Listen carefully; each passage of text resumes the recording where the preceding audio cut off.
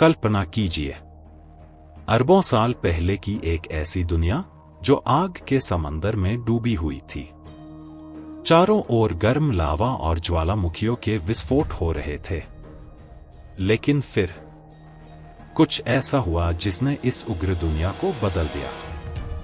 पृथ्वी धीरे धीरे ठंडी होने लगी और उसकी सतह पर पानी की बूंदें गिरने लगीं।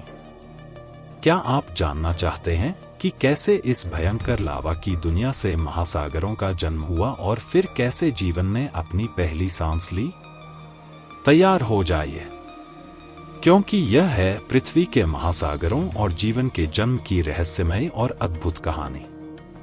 बहुत समय पहले, जब पृथ्वी आग का एक जलता हुआ गोला थी, उसकी सतह पर इतनी गर्मी थी कि कोई भी जीवन पनप नहीं सकता था। लेकिन धीरे धीरे समय बदला और यह जलती हुई सतह ठंडी होने लगी। ज्वालामुखियों से निकलने वाली गर्म भाप ने बादलों का निर्माण किया और फिर एक दिन बारिश शुरू हो गई। पर यह कोई साधारण बारिश नहीं थी। यह बारिश लाखों सालों तक बिना रुके लगातार होती रही। बारिश की यह अनंत धाराएं पृथ्वी की सतह पर गिरने लगीं और चारों ओर पानी भरने लगा। जैसे जैसे समय बीता, यह पानी इकट्ठा होकर बड़े बड़े महासागरों का रूप लेने लगा। कल्पना कीजिए, एक समय की जलती हुई उग्र पृथ्वी अब शांत महासागरों से ढकी हुई थी। यह वही पानी था जिसने हमारी धरती को एक नया रूप दिया और अब पृथ्वी एक जलमय ग्रह बन चुकी थी। जैसे ही महासागर बने, उनके अंदर कुछ अद्भुत होने लगा। पानी के साथ साथ धरती के तत्वों ने भी इसमें अपना योगदान दिया। पानी, खनिज और गैसें मिलकर कुछ अनोखी रासायनिक प्रक्रियाओं को जन्म देने लगी। और फिर इन गहरे रहस्यमय पानी के भीतर कुछ ऐसा हुआ जिसने हमारी दुनिया को बदल दिया। छोटे छोटे सूक्ष्म जीव, जिन्हें हम आज भी नंगी आंखों से नहीं देख सकते, उन गहराइयों में पैदा होने लगे। ये सूक्ष्म जीव ही पृथ्वी पर जीवन की पहली कड़ी थे। सोचिए, महासागरों की इन गहराइयों में, जहां सिर्फ पानी और चट्टानें थीं, वहीं से जीवन की पहली किरण फूटी। यह अद्भुत था और आज हम उसी का परिणाम हैं।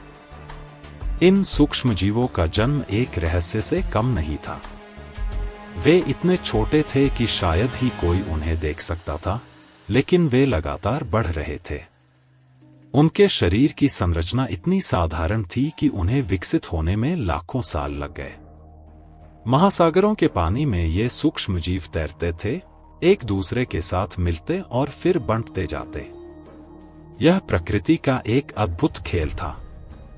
ये छोटे छोटे जीव धीरे धीरे बदलने लगे और हर बार वे पहले से थोड़ा जटिल हो जाते। इस तरह से जीवन का पहला चरण शुरू हुआ। यह सोचकर कितना रोमांच होता है कि अरबों साल पहले, जब कुछ भी नहीं था, यही सूक्ष्मजीव जीवन की सबसे पहली निशानी बने थे। और इनका सफर यही नहीं रुका।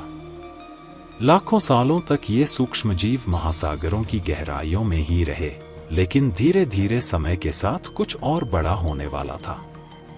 ये छोटे जीव, जो पहले सिर्फ पानी में रह सकते थे, अब सतह की ओर बढ़ने लगे। धरती की सतह पर पहुंचने का यह सफर आसान नहीं था, परंतु वे इस चुनौती को पार कर धरती की नमी में अपनी जगह बनाने लगे। इन जीवों ने धरती की मिट्टी में प्रवेश किया और अपने आप को सतह पर टिकाने लगे। जैसे जैसे ये सूक्ष्मजीव धरती की सतह पर आ गए, उन्होंने जीवन की एक और कड़ी जोड़ दी। अब पानी से बाहर निकलकर ये छोटे छोटे जीव धीरे धीरे पौधों का रूप लेने लगे। ये पौधे बहुत साधारण थे, लेकिन उन्होंने धरती की सतह पर हरियाली की शुरुआत की। कभी बंजर और सूखी रहने वाली यह धरती अब धीरे धीरे हरी भरी होने लगी। छोटे छोटे पौधों ने धरती को ढक लिया और एक नई दुनिया का निर्माण हुआ। यह जीवन का नया अध्याय था। धरती पर पौधों का जीवन फैलने के साथ साथ छोटे छोटे जीव जंतु भी विकसित होने लगे। सबसे पहले आए छोटे छोटे कीट और फिर मछलियां। ये जीव धरती और महासागरों के बीच रहते थे। यह वह समय था जब जीवन की विविधता बढ़ने लगी थी। छोटे से छोटा जीव हो या बड़ा, सभी धीरे धीरे विकसित होते गए। यह पृथ्वी पर जीवन का एक बहुत ही महत्वपूर्ण दौर था। आज हम जिस अद्भुत पृथ्वी पर रहते हैं, वह इन्हीं सूक्ष्म जीवों की देन है जो महासागरों की गहराइयों में पैदा हुए थे। लाखों करोड़ों सालों की इस यात्रा में जीवन धीरे धीरे विकसित होता गया और उसने हमारी दुनिया को हरा भरा और जीवंत बना दिया। सोचिए, जिस महासागर की गहराई में एक छोटे सूक्ष्म जीव ने पहली सांस ली थी, उसी महासागर ने आज की जटिल और विविध दुनिया को जन्म दिया। लेकिन क्या यह कहानी यहीं खत्म हो गई है? बिल्कुल नहीं। जीवन का यह सफर अभी भी जारी है। पृथ्वी बदल रही है और इसके साथ साथ जीवन भी। कौन जानता है कि आगे क्या होगा? क्या आप जानना चाहते हैं पृथ्वी के अगले अध्याय के बारे में?